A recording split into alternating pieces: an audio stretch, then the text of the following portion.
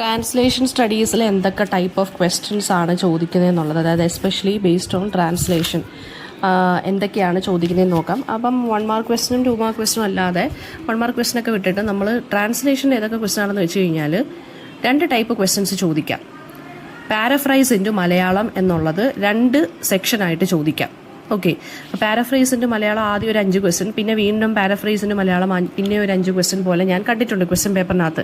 2 question പേപ്പറിനകത്തും ഒരു 3-4 question പേപ്പറിനകത്തും അങ്ങനെ ഞാൻ കണ്ടിട്ടുണ്ട്. അതായത് പാരഫ്രൈസിൻ്റെ മലയാളം ആദ്യത്തേനകത്ത് ഇഡിയംസ് ചോദിക്കാം.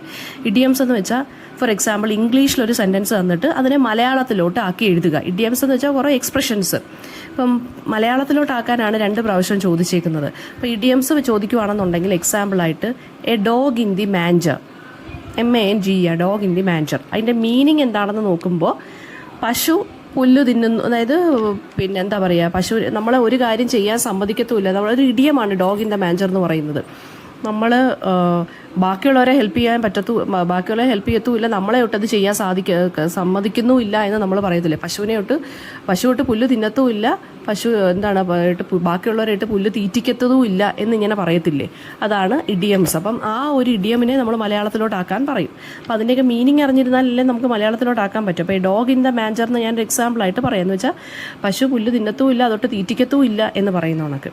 പിന്നെ അടുത്തത് പാരഫ്രൈസിന് മലയാളം വീണ്ടും after A Storm comes A calm, ഇങ്ങനൊരു സെൻറ്റൻസ് തന്നേക്കാണ്. ഒരു സ്റ്റോമിന് ശേഷം ഒരു കാംനെസ്. അപ്പം അതിൻ്റെ മലയാളം എന്ത് പറയും? കൊടുങ്കാറ്റിന് ശേഷമുള്ള ശാന്തത അല്ലെങ്കിൽ നിശബ്ദത. ഓക്കെ, അപ്പോൾ അങ്ങനെയുള്ള ക്വസ്റ്റ്യൻസ് ചോദിക്കാം.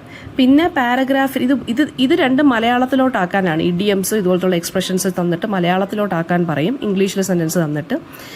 പിന്നെ ഇംഗ്ലീഷിലോട്ട് തിരിച്ച് ആക്കാം, അതായത് മലയാളത്തെ തന്നിട്ട് തിരിച്ച് ഇംഗ്ലീഷിലോട്ടാക്കാനും ക്വസ്റ്റ്യൻസ് ചോദിക്കും റിവേഴ്സായിട്ട്. ഫോർ എക്സാമ്പിൾ അർഹതയുള്ളതേ മോഹിക്കാവൂ എന്നുള്ളത്.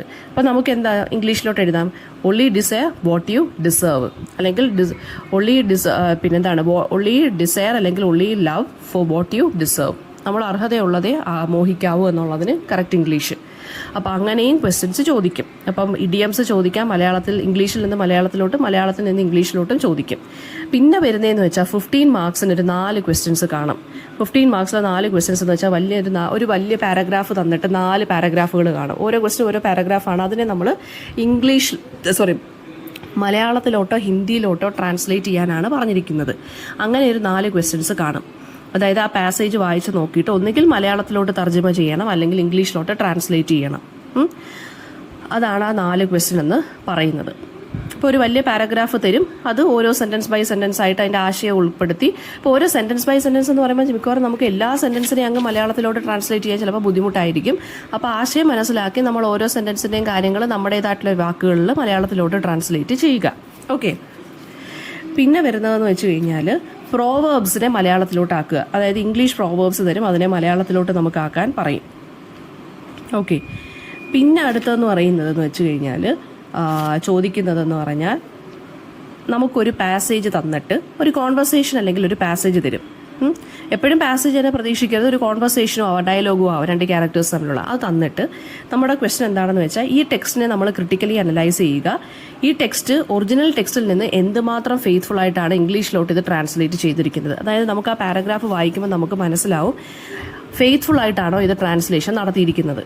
ഓക്കെ, അപ്പോൾ ആ ഒരു പാരഗ്രാഫ് തന്നിട്ട് നമ്മളെ അത് ക്രിട്ടിക്കലി അനലൈസ് ചെയ്യാനാണ് നമ്മൾ എഴുതുന്നത്, നമ്മളടുത്ത് ചോദിക്കുന്നത്. അപ്പോൾ നമ്മൾ എന്ത് ചെയ്യണമെന്ന് വെച്ചാൽ നമ്മൾ കുറേ ഫാക്ടേഴ്സ് വെച്ചിട്ട് വേണം അത് ഫെയ്ത്ത്ഫുൾ ആയിട്ടാണോ നല്ല രീതിയിലാണോ ട്രാൻസ്ലേറ്റ് ചെയ്തിരിക്കുന്നതെന്ന്. ഒറിജിനൽ ടെക്സ്റ്റ് നമുക്ക് അറിയത്തില്ല, പക്ഷേ ആ വായിച്ച് തന്നിരിക്കുന്ന പാരഗ്രാഫ്, ഇംഗ്ലീഷിലുള്ള പാരഗ്രാഫ് വായിച്ച് നോക്കിയിട്ട് ട്രാൻസ്ലേഷൻ ചെയ്തേക്കുന്ന രീതി, ഇംഗ്ലീഷിലോട്ട് ട്രാൻസ്ലേഷൻ ചെയ്തേക്കുന്ന രീതി വായിച്ച് നോക്കിയിട്ട് അതിനകത്ത് എന്തെങ്കിലും പൊരുത്തക്കേടുകളുണ്ടോ, ഒറിജിനാലിറ്റി ഉണ്ടോ, ഫെയ്ത്ത്ഫുൾ ആയിട്ടാണോ ചെയ്തേക്കുന്നതെന്ന് നമ്മളടുത്ത് അനലൈസ് ചെയ്യാൻ വേണ്ടിയിട്ട് ക്വസ്റ്റ്യൻ ചോദിക്കും.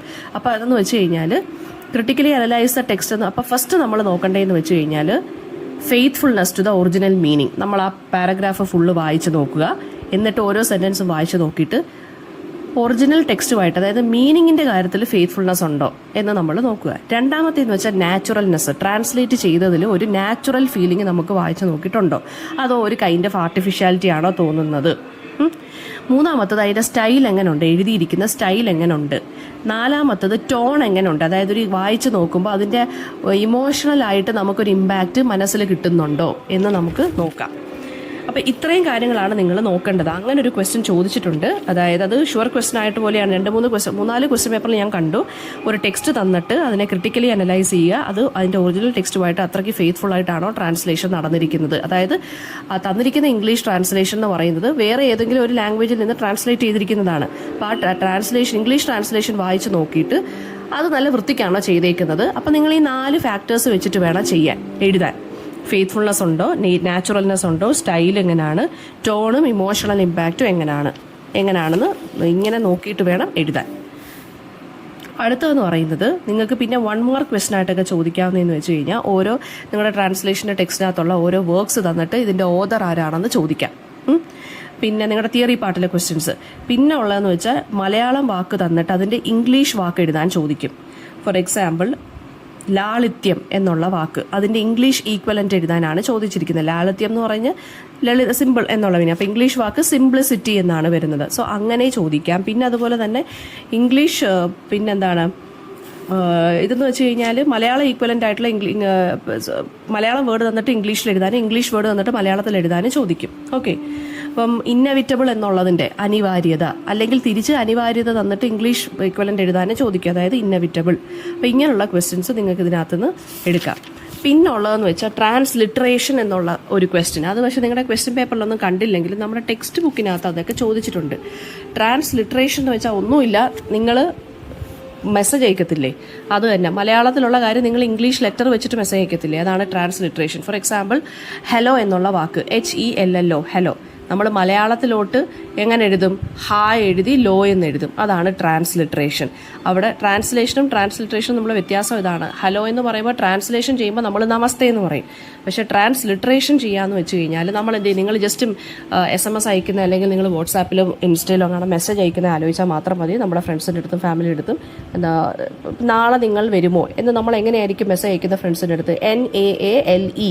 അതാണ് ട്രാൻസ്ലിട്രേഷൻ. നാളെ, അല്ലാതെ ടുമോറോ എന്നല്ല എഴുതേണ്ടത്. നാളെ നിങ്ങൾ വരുമോ എന്നുള്ളത് നമ്മൾ എങ്ങനെ ഇംഗ്ലീഷിൽ ട്രാൻസ്ലിട്രേറ്റ് ചെയ്ത് എഴുതുന്നത്? നമ്മുടെ ഫ്രണ്ട്സിൻ്റെ അടുത്ത് ചോദിക്കുന്നത് നാളെ NAALE, നിങ്ങൾ NINGAL, വരുമോ VERUMO. അതാണ് ട്രാൻസ്ലിട്രേഷൻ എന്ന് പറയുന്നത് കേട്ടോ.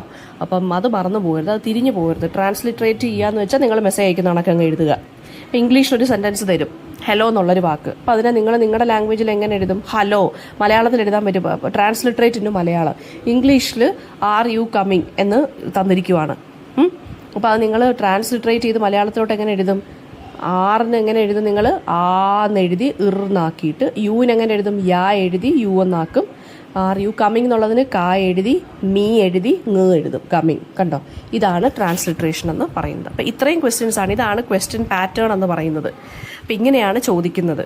അപ്പോൾ ക്രിട്ടിക്കലി അനലൈസ് എന്നുള്ള ആ ഒരു ക്വസ്റ്റ്യൻ മാത്രം കാണത്തോളം നിങ്ങൾക്ക് കുറച്ച് കൺഫ്യൂസിങ് ആയിട്ടുള്ളത്. അത് ഞാൻ ഈ പറഞ്ഞ 4 ഫാക്ടേഴ്സ് വെച്ചിട്ട് വേണം അത് എഴുതാൻ. അതായത് 4 ഫാക്ടേഴ്സ് ഏതൊക്കെയാണ് തന്നിരിക്കുന്ന പാസേജ് വായിച്ച് നോക്കുക ആദ്യമേ. എന്നിട്ട് നിങ്ങൾക്ക് തന്നെ ഒരു കൈൻഡ് ഓഫ് എന്തെങ്കിലും ഒരു അവിടെ ഇവിടെയൊക്കെ കുറച്ച് വശപ്പശക്ക് തോന്നുവാണെങ്കിൽ അതൊക്കെ എഴുതി വെക്കുക. അപ്പോൾ ആദ്യമേ നിങ്ങൾ നോക്കേണ്ടതെന്ന് വെച്ചാൽ ഫെയ്ത്ത്ഫുൾനെസ് എന്നുള്ള പോയിന്റ് എഴുതി ഹൈഫൺ ഇട്ടിട്ട് ഈ ടെക്സ്റ്റ്, അതായത് തന്നിരിക്കുന്ന പാരഗ്രാഫ് ഫെയ്ത്ത്ഫുൾ ആയിട്ടാണോ ചെയ്തിരിക്കുന്നത്, അങ്ങനെ അല്ലെങ്കിൽ എന്തൊക്കെയാണ് എക്സാമ്പിൾ എന്നുള്ളത് ആ സെൻറ്റൻസിനകത്ത്, പാരഗ്രാഫിനകത്ത് സെൻറ്റൻസ് നോക്കി കോട്ട് ചെയ്ത് എഴുതുക. അതായത് ഇന്ന സെൻറ്റൻസ് അത്രയ്ക്ക് ഫെയ്ത്ത്ഫുൾ ആയിട്ടല്ല എഴുതിയിരിക്കുന്നത് എന്ന് പറയുക. പിന്നെ അതുപോലെ തന്നെ നാച്ചുറൽനെസ് എന്നുള്ള പോയിന്റ് എഴുതിയിട്ട് ഹൈഫൺ ഇട്ടിട്ട് നാച്ചുറലായിട്ട് എനിക്ക് ഈ 2-3 സെൻറ്റൻസുകൾ തോന്നുന്നില്ല എന്ന് പറഞ്ഞ് ആ പാരഗ്രാഫിൽ 2-3 സെൻറ്റൻസുകൾ അവിടെ എക്സാമ്പിളായിട്ട് കാണിച്ചിരിക്കണം. അങ്ങനെയാണ് നമുക്ക് മാർക്ക് തരുന്നത്. അല്ലാതെ നാച്ചുറലായിട്ട് ഫീൽ ചെയ്യുന്നില്ല എന്ന് പറഞ്ഞിട്ട് അങ്ങ് അടുത്ത പോയിന്റിലോട്ട് പോകരുത്. അടുത്ത സ്റ്റൈൽ എങ്ങനെയുണ്ട്, എഴുതിയിരിക്കുന്ന സ്റ്റൈൽ എങ്ങനെയുണ്ട് എന്ന് നോക്കുക. ഓക്കെ. പിന്നെ ഉള്ളതെന്ന് വെച്ചാൽ 4മത്തത് ടോൺ എങ്ങനെയുണ്ട്, ഇത് എഴുതിയിരിക്കുന്നൊരു ടോൺ എങ്ങനെയാണ്.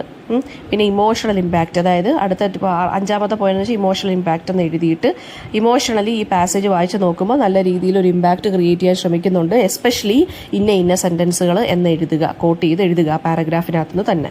ഓക്കെ, ക്വസ്റ്റ്യനകത്ത് തന്നെ എഴുതുക.